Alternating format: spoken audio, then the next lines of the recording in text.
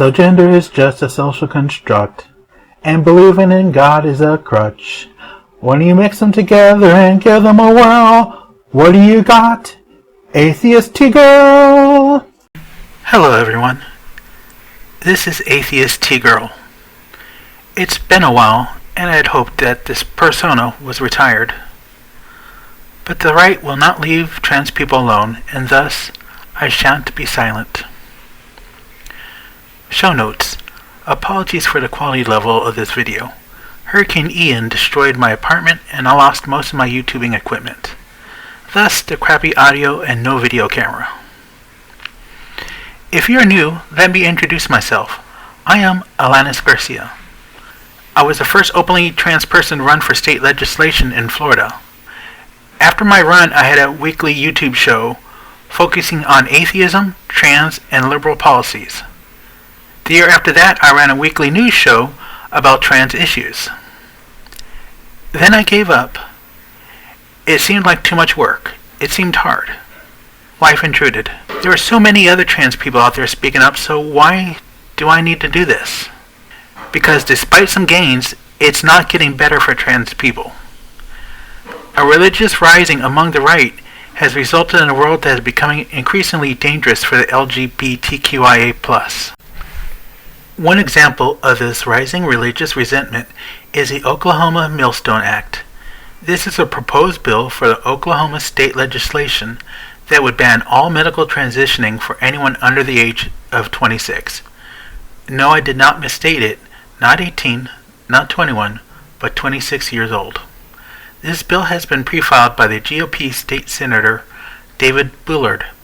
He has authored such legislative hits like the 2022 Oklahoma state law that prevents trans people from using school restrooms or locker rooms that match their gender.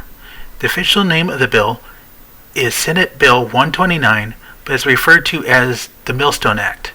This is a reference to the biblical verse in Matthew 18:6, which says, "If anyone causes one of these little ones to stumble, it would be better for them to have a large millstone hung around their neck and to be drowned in the depths of the sea."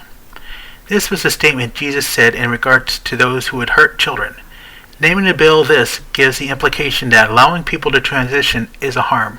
As I have done before, I would like to go through some of the text of the bill to highlight some of its contents. This bill, like many, starts with a description of the bill. An act relating to healthcare, creating the Millstone Act of 2023, defining terms, prohibiting provision of or referral for gender transition procedures, providing exceptions, prohibiting certain uses of public funds, public facilities, public employees, and state Medicare program, providing for criminal, administrative, and civil enforcement, authorizing certain civil actions and relief, providing certain construction, providing for codification, and declaring an emergency. This is the basic outline of the bill. To define what certain terms mean, state what the law is supposed to do, give some exceptions, once again ban public funds for transitional care, allowing the state, the medical board, and civilians to punish doctors who break this law, and declaring this an emergency situation.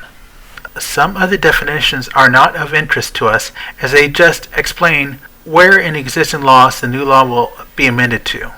Then in section 2.1 they describe biological sex as the biological indication of male and female in the context of reproductive potential or capacity such as sex chromosomes, naturally occurring sex hormones, gonads, and non-ambiguous internal and external genitalia present at birth, without regard to an individual's psychological, chosen, or subjective experience of gender.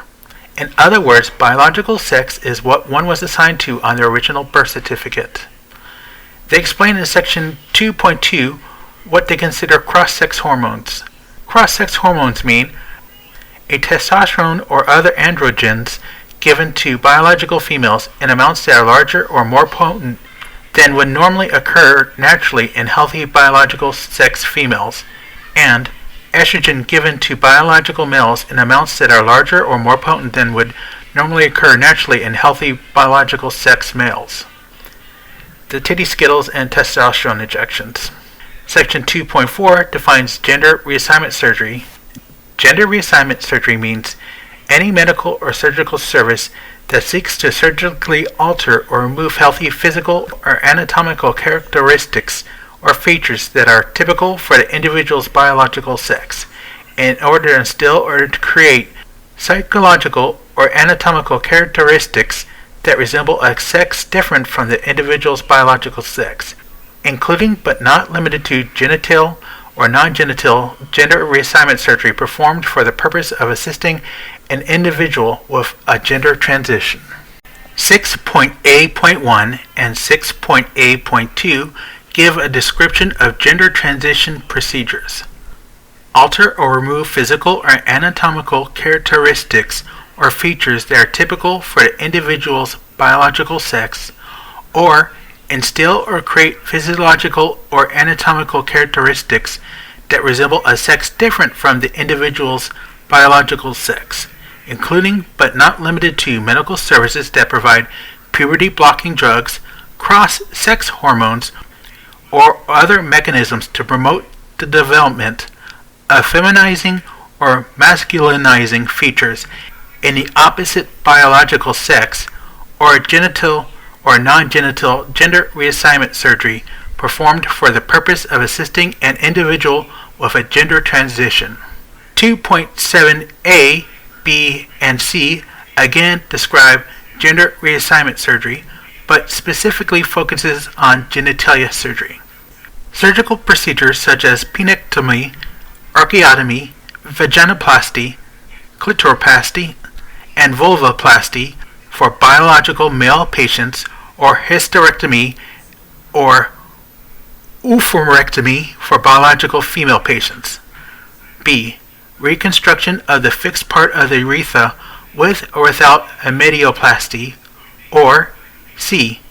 Phalloplasty, vaginectomy, scrotoplasty, or implantation of erection or testicular prosthesis for biological female patients. 2.9.A and 2.9.B cover non-genitalia related surgeries. Surgical procedures for biologically male patients such as augmentation, mammoplasty, facial feminization surgery, liposuction, lipofilling, voice surgery, thyroid cartilage reduction, gluteal augmentation, hair reconstruction, or various aesthetic procedures, or surgical procedures for biologically female patients such as subcutaneous mastectomy, voice surgery, liposuction, lipofilling, pectoral implants, or various aesthetic procedures. And finally, 2.11, which covers puberty-blocking drugs. Puberty-blocking drugs means gonadotropin-releasing hormone analogs or other synthetic drugs used in biological males to stop luteinizing hormone secretions and therefore testosterone secretion, or synthetic drugs used in biological females which stop the production of estrogens or progesterone, when used to delay or suppress pubertal development in children for the purpose of assisting an individual with a gender transition. Sorry, I know that was a lot of text and words, but it is important to know what definitions the law uses so that one can understand the extent and intention of the law. As you may have noted, it is a quite comprehensive and extensive list of what kind of treatments are considered gender transitioning, and this is a scary thing. This is not just some lawmaker going against trans people, but who has no idea what is really involved.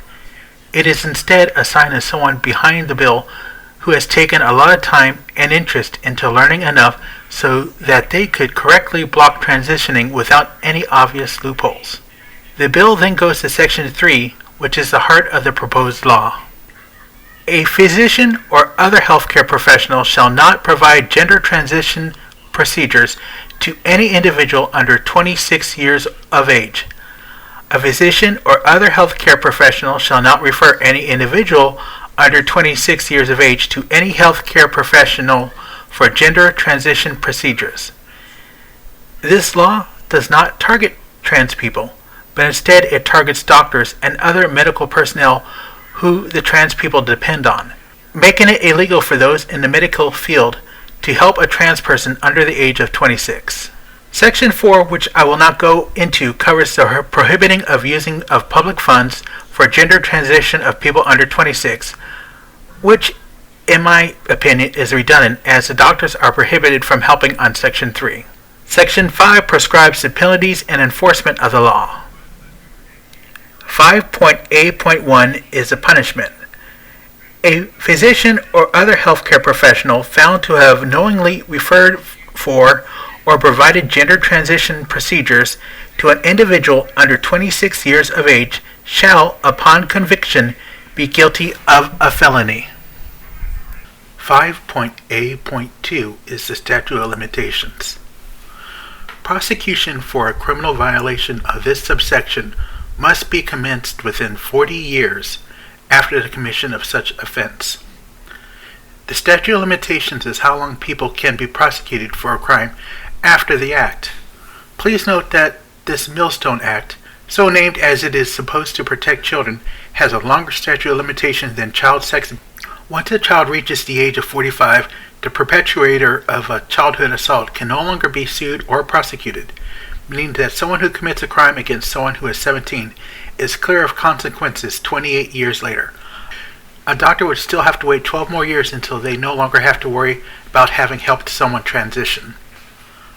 Under this law, a doctor could help someone who is 25 years old spend 40 years working in the community, and as long as the person he helped hasn't reached 46 yet, he could still go to jail for it. Besides criminal prosecution, the law also contains professional penalties for doctors. Section 5.B.1.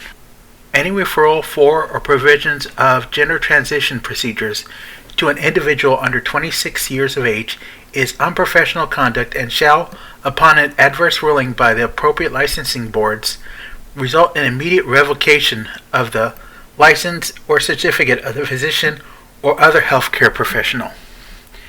Yes, you heard that right. A doctor who refers a patient to another doctor out of state could lose their license. This section has a 40-year statute of limitations as well. And finally, civil penalties, section 5.C.1.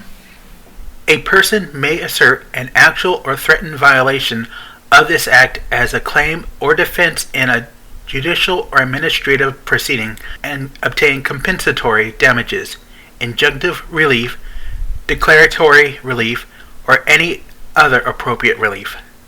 In other words, a former patient can sue the doctor. Interestingly enough, if the patient is under 18, they must have their parent or guardian file the lawsuit. But if they are older than that, they can file it on their own. Thus, this law would say that anyone between the ages of 18 through 26 is not competent to make medical decisions for themselves, but they are competent enough to sue for having made that decision. And like the criminal and professional sections, there is a 40-year statute of limitations on this. Finally, the last section, 6, declares this an emergency. It being immediately necessary for the preservation of the public peace, health, or safety, an emergency is hereby declared to exist, by reason whereof this act shall take effect and be in full force from and after its passage and approval. Generally, when a law is passed, there is a time period between the signing of the bill in the law and the enforcement. In Florida, it is after the legislative session. However, Mr. David I Hate Trans People Bullard has such a hard-on for hurting people, he is requesting that the law go into enforcement as soon as it is signed by the governor. Thank you for sticking with me through the reading. So what does it all mean? TLDR, if passed, this law would make it illegal for doctors to provide any kind of medical or surgical gender confirmation treatment for anyone under the age 26. And if some doctor does help a patient in need, they face a felony conviction, a loss of their license, and civil suits. Will this law pass? To be upfront, I am not in Oklahoma, and I do not know the politics of the state, but I did do a little research and found that, number one, the legislation has a vast Republican lead in the number of senators and congresspeople. Number two, David Bullard has a pretty high role in the state senate. Number three, last year David filed an anti-trans bill that was passed. So to me it seems like a good possibility that it could happen. Is there hope? Yes. The law that Bullard passed last year is being fought by the ACLU and the Lambda Legal Defense and Education Fund. North Carolina a few years ago passed an anti-trans bathroom bill, and the public made it such a bad deal for the state economically that parts of it were rescinded 1 year later. But to be realistic, even with hope, there is a good chance this bill could pass and it could become law in Oklahoma. And even if at some point it gets challenged and repealed, there will be those who are trans who will be hurt by this bill. To be clear, this bill will hurt trans people. Trans people will die if this bill becomes law. And that is why I can't stay silent. Thank you for tuning in this week. I appreciate y'all listening to me. Sorry I've been gone so long. Hopefully I can keep doing this. If you want to see more, please like and subscribe. And of course, give me any comments. As previously, when I was Atheist T-Girl, any transphobic comments will be deleted. It's my channel, my rules. I can do what I want with them. If you are not trans but cis, please look out for those who are trans, who are your friends. They need it right now. I'll talk to y'all later.